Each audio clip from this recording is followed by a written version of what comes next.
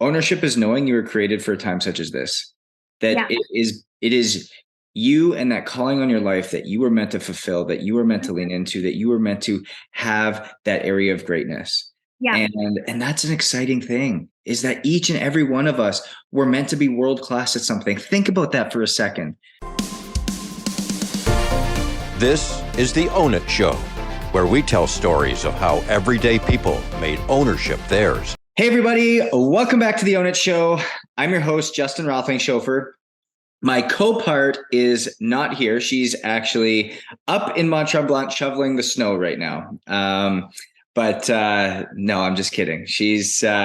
But you do just have me today. And I am calling from slightly up north, so it's a little bit colder. We'll just inverse the 82 degrees that we usually have in Miami to 28, which we're currently sitting here in Montreal. But we do have access to snow, which we're going to thoroughly enjoy, thoroughly take into account, and go sit and ski and snowboard on the slopes over the course of the weekend and Thanksgiving, when this podcast is being recorded, although you guys are going to listen to it in a couple weeks. So as we lean in, if you've taken a look back at the series that we've been kind of going through, and really the guests that we've been having on, they've really been diving into being able to take accountability for where you are. And if you remember last week's, really lean into discussing that we all have our own plan, we all have our own timing, and we all have our own understanding of what's happening, working for us, not to us. And the guest that we're bringing on today has a life that is very much aligned in that same mission. And what she's been able to accomplish is nothing short of miraculous. And I just love her energy. I love the way that she shows up. I love the confidence that she has, in which she knows the calling that is on her life, and she's been able to lean into that in true faithfulness, knowing that when she goes into it, knowing when she leans into it, it's already predetermined for her.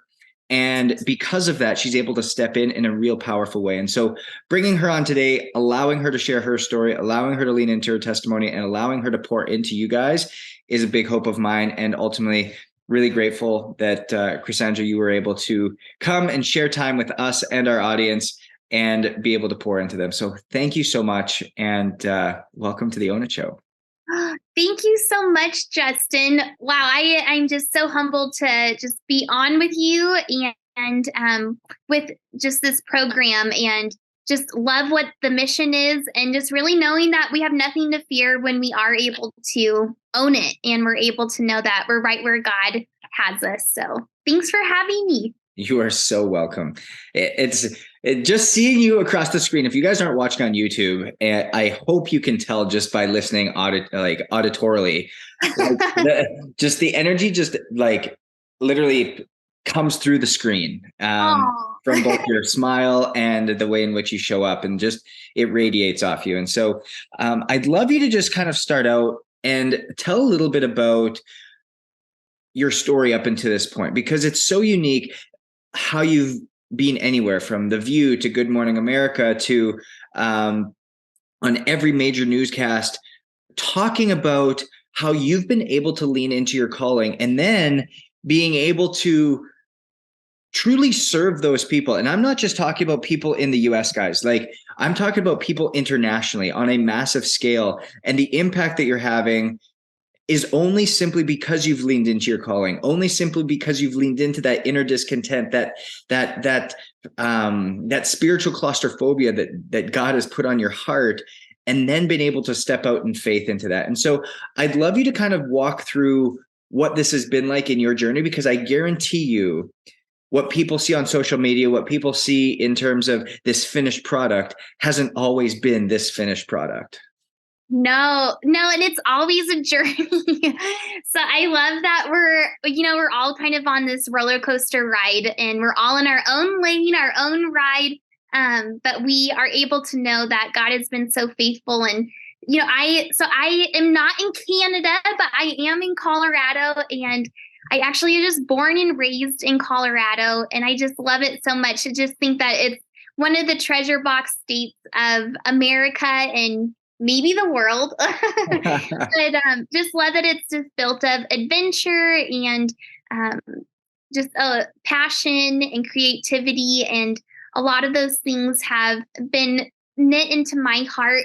I come from a divorced family. So when I was little, my parents got divorced when I was 3. So just walking through early hardship when I was little, but just having God's lens on it that, it can either dwell on this really stinks that my parents will never be together, or see what God sees, and that there's 2 families that love me just as much as one does.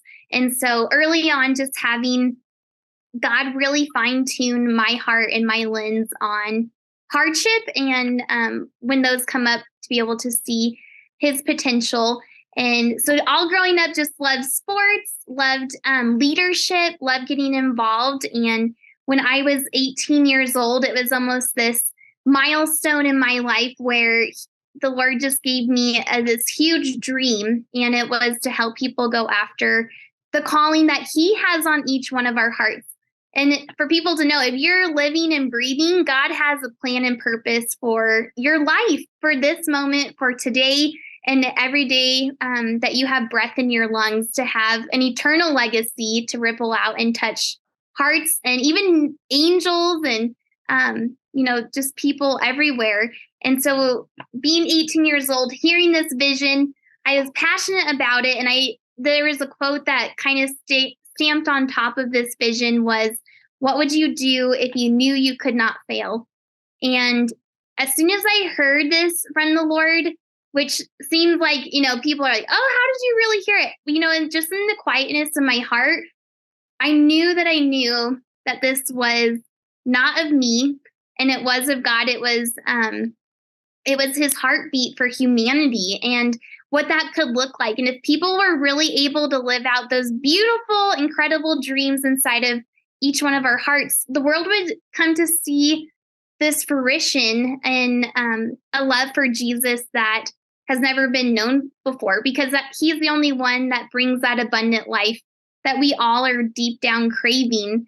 And to live that fearless pursuit every single day, it caught my heart, and I was completely on fire from that day forward. So just ended up being able to dive into what that could be for getting involved in people's lives. And a lot of people start kind of one-on-one with people, but God did it the opposite way with the calling, and wanting to gather mass amounts of people together to ignite people's hearts and create environments of inspiration, of empowerment, equipment to activate them to know what they were called, be reminded what they were called to, because it's written on their heart. They just have to have it dug out a little bit, and then to be able to walk courageously into it. So that was in 2007, and God he opened up these impossible doors of having God opened up the door for me and the calling to be the first ones to have a Christian contemporary event at Red Rocks Amphitheater. And back in the day, there was no Christian bands coming in there. And it's known as the world's #1 amphitheater. And God was just saying that he wanted to have that platform, and he wanted to have that space, and for him to be brought glory on what's supposedly the world's #1 amphitheater. So Switchfoot came in, and we had Rex Crane, and it just set this platform for historic movement and people's hearts to chase God's dreams on their lives fearlessly. And from that day out, it allowed Hillsong, Toby Mac. To this day, they probably have 20 different Christian events that go through there. And so pioneering that and just walking with the Lord in these impossible doors has been really fun, but also extremely hard and tedious. And just, he doesn't say, "What would you do if you knew you couldn't fail?" Live out your calling to a person or to an organization without it really you having to live it out as well. And so from Red Rocks, we had to walk through different obstacles of having felons and disease and, all this money that was to go towards our next event, it was taken. And so how to get back up and how to keep on chasing and running. That was, I think every dream, it's tested and it's refined, and God always wants to know if you're willing to give it back to him and if he's first place. So we've been able to go to Haiti, and God's opened it up to lots of different media outlets like what was mentioned. And it's been really fun. So thank you, Justin, for that question. I went on for a little bit there. Oh, it's all right. It's all right. I think, guys, even as you come back to this and kind of I'll summarize what Chrysandra is kind of leaning into, but if you go back in the Bible, Jesus would do these radical things, like he'd set bushes on fire. But God doesn't set bushes on fire today. He sets people on fire. Yes. And when he sets people on fire, it's because he's lit up that calling inside. And when you find somebody who's on their calling, who's doing what they are meant to do, they are just different. You look at anybody who's led in a unique way. You look at any elite athlete who's just doing their thing. You look at any spiritual leader who's doing their thing. You look at any business person who's doing their thing. And you ask anybody around them, they will always come back with one word, and they will just say, they're just different. They're just different. And that is the best way in which we start to realize we are called to be different. We are called to have this level of difference among us. And that's exactly what you've set up and what you've allowed for in this community of the calling. And I just find it so amazing that there's this unique place that anybody can go, anybody can reach out to, anybody can get involved in, to ultimately start realizing what their inner discontent is, what their inner calling is, what their level of understanding is, because God talks to everybody. It's just, are we listening? Right. And you've now given a platform in which that listening can now be amplified. It's like if we're all of a sudden sitting here and you're think about this for a second, listeners. Think about you sitting in a room. It could be a party room, and it's loud. There's a lot of things going on. And someone's calling your name. Someone's calling Chrysandra. Someone's calling Justin. Someone's calling Elise. Someone's calling Dell. Someone's calling whatever. Everything gets lost in the shuffle. And you can't really hear what's really going on until you really try to hear. Maybe you are trying to eavesdrop on that conversation next to you, or you're looking and reading the lips of somebody like maybe across the room. You can start to understand what's happening. But if someone came over a loudspeaker and said, Justin, I need you up here on the stage right now, I would hear it plain of day. Right. That's what you've been able to do, is you've been able to create this platform that allows us to sit and get silent in the noise so that we can hear it in an amplified way, so it can really, truly change your life. So if you guys are having a hard time hearing God, if you're having a hard time understanding what your calling is, what your intentionality is, what your purpose is here, I really encourage you to lean in and explore more of what Chrysandra is doing and what the calling is all about, because it's very unique in that process. Chrysandra, you went back to it and you talked about some of the hardships that came out and some of the difficulties that occurred here. And I'm a firm believer that anytime you're on purpose and you're in your calling, that you're sure as heck going to have hard rocks coming your way. You are asking for a different life. Yeah. And it's not something that you have to battle in the flesh, but something you get to battle in spirit, which is outstanding and amazing.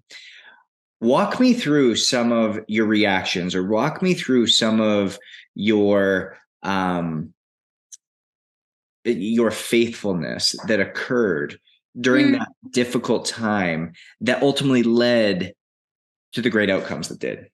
Yes. Well, there's been several different valley seasons, I like to call them, but one in particular, just going off of the Red Rocks event, it was this historic event, not only event, but just milestone for the ministry. It became a nonprofit with the state of Colorado. We were able to bring in, Grammy award-winning entertainment. People were talking about the books, the speaking engagements. And, back then it was just like, oh, that'll be amazing, but we'll just take one thing at a time. And, to see this Red Sea miracle happen. And I was still a college student getting my bachelor's. And then I graduated, and 3 weeks later, we were trying to calculate all of the money and just figure out what happened, because people started there was 2 guys in particularly that came alongside as coaches, and they said all the right things. And unfortunately, they ended up being felons. And so I think I was trying to figure out what was happening in the midst of that scenario at the bank, trying to figure out where every cent went, because we were DBA underneath another organization at the time. I found out my mom was with me, and she reached over. She's like, "Chrysandra, what's on your arm?" And it was bullseye rash. And she's like, "We need to go check that out." And so we thought it was ringworm, which is really gross. But and we couldn't find the medicine at Walgreens. But thankfully, the pharmacist saw it, and he's like, "No, that's Lyme disease. You need to go see a doctor right away." And so I came out of being a collegiate athlete running. I was long distance cross country runner. And I could barely, it hit me right away. And I could only walk for maybe 2 minutes at a time without being completely out of breath. And so I just had to literally, mentally, physically, spiritually, emotionally, it seemed like the enemy, Satan, stole everything that was just taken. And so I just heard, deep down in my soul, I just knew that God was, he's like, "Chrysandra, you were thinking that you were going to fly and you were trusting me to do that, but now we're going to fly back to your nest." And so he's like, "You have to, do you want to trust me? Do you want to go through this?" And, I think we have to just remember what he has done and that he is faithful. And I was like, "Okay, Lord, like, I trust you." Well, from that, he allowed this whole new training time to come. And I was able to be involved in Miss Colorado and to become a character actress, which I was able to share about the calling all throughout that. And it led to being able to have a huge platform in Haiti and being able to get involved in their government and end up speaking to 40,000 people in the middle of the night. So what if it would have gone the way that everyone was saying, "Oh, you're going to go see the whole world right away," I don't know if I would have had the character to be able to sustain what God had in store for the future. It's so unique the way that you say that, because something I often say, if God gave us everything that we asked for today, it would crush us. Yes. And it's not a matter of him wanting to hold back, but rather wanting to protect us, to lean into, ultimately be able to handle it. Because, and again, listeners, I'm sure you can relate to this, is there's so many things that we want. There's so many goals and aspirations that we have. Yeah. But ultimately, if we were to actually get them today, we wouldn't be able to fulfill what was there. We wouldn't be able to perform the way in which we were supposed to, because we just haven't earned the right yet. We haven't earned the ability to be able to handle what would be there. And I'll give a perfect example. Chrysandra, you just gave yours. Another one is like that we can probably think about is someone, and I heard this from Rich Wilkerson. He was talking about this. It was so brilliant the way that he put this. He goes, "We've got people who are running businesses, and they've got $1 million business, and they want it to be a $50 million business, but yet they can't run their books appropriately. They can't fulfill things on time. And yet they want to be a $50 million business. You haven't been able to figure out how to get the base foundation set yet and develop yourself personally to be able to operate at that high level." And so, of course, that's not going to be there, because if God gave that to you, it would break your business. Yeah. And if that was truly what was meant to happen, if you're truly meant to serve at that level, then you got to get the foundation right. And everything has to be rooted in its appropriate time. And so knowing that, and I wrote this down from what you're talking about earlier, but there's seasons, stages, and cycles in everybody's life. Seasons are there seasons of pushing, and then there's seasons of harvesting, and then there's seasons of planting. And those seasons will continue to go through. Then there's cycles. There'll be ebbs and flows, highs and lows, peaks and valleys. Yep. But the stages are what we need to focus on. The stages are those growth parameters, those steps that we continue to take. And as you said, continue to develop the character so that our stages are able to handle the cycles and seasons that continue to come harder, faster, more rampant, more abundant, more prosperous. And that is the exciting part about this, is that it's a continual journey. It's a continual vision statement that we have to have implanted on our heart so that we have clarity as to where we're going.